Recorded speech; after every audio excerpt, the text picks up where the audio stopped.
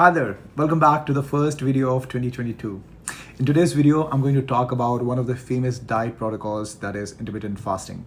I'll cover what exactly is intermittent fasting, what are the benefits, and how you can do it without breaking a sweat to drop fat. Let's start. So what is intermittent fasting? Intermittent fasting is not exactly a diet, rather a way of eating. It's a pattern of timing your meals with a fasting window. So intermittent fasting doesn't change what you eat, it changes when you eat. It's a great way to get clean without going on crazy diets and cutting down your calories. With all that said, the main reason people try to do intermittent fasting is to lose fat. So how does intermittent fasting work? To understand how intermittent fasting leads to weight loss or fat loss, let's understand the difference between a fed state and a fasted state. Your body is in fed state when it is digesting or absorbing the food. Typically, the fed state starts when you start eating and lasts up to 3 to 5 hours as your body digests the food we just ate. When you are in the fed state, it's very hard for your body to burn fat because your insulin levels are high. Whereas after that time span, your body goes into a post-absorptive state, which is just a cool way of saying that your body isn't processing a meal. The post-absorptive state lasts up to 10 to 12 hours after your last meal, which is when you enter the fasted state. Now, it is much easier for your body to burn fat in the fasted state because your insulin levels are low. When you are in the fasted state, your body can burn fat that has been inaccessible during the fed state. Because we don't enter the fasted state until 12 hours after our last meal, it's rare that our bodies are in this fat burning state.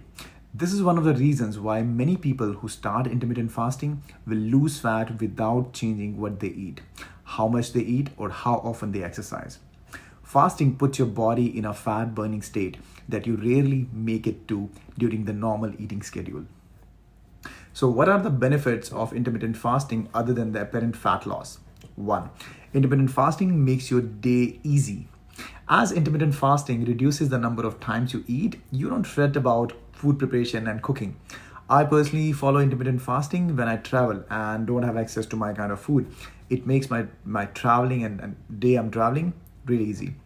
2. Intermittent fasting helps you live longer. That's a bold statement, you would say, right? But scientists have long known that restricting calories is a way of lengthening life. Intermittent fasting activates many of the body mechanisms for extending life as calorie restriction. In other words, you get the benefits of a longer life without the hassle of starving. For your further reading, I have kept a link of study done in 1945 that discovered intermittent fasting extended life in mice. Third, intermittent fasting is much easier than dieting. The reason most diets fail isn't because we switch to wrong foods. It's because we don't actually follow the diet over the long term.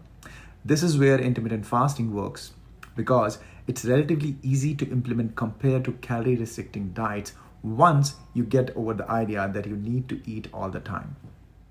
So there are different types of intermittent fasting. The most basic way of starting an intermittent diet is to do a 16-hour fast followed by an 8-hour eating period. Here it doesn't matter when you start your 8-hour eating period. Do whatever works for you. When I do intermittent fasting, I start to eat at 1 p.m. in the afternoon and stop eating at 9 p.m. at night.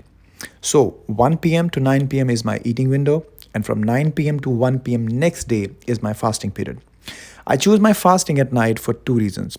1, because I'm an early sleeper, and 2, our body doesn't require much energy during rest. So if you have never done intermittent fasting, you should start with this one.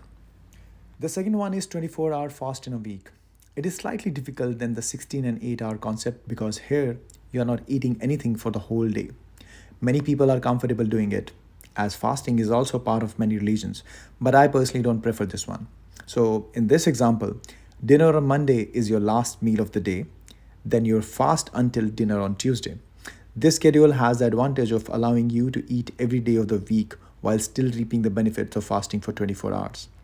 This method works well for the time after a big holiday feast, or for example, you went out for party and ate a lot, and the next day you can fast.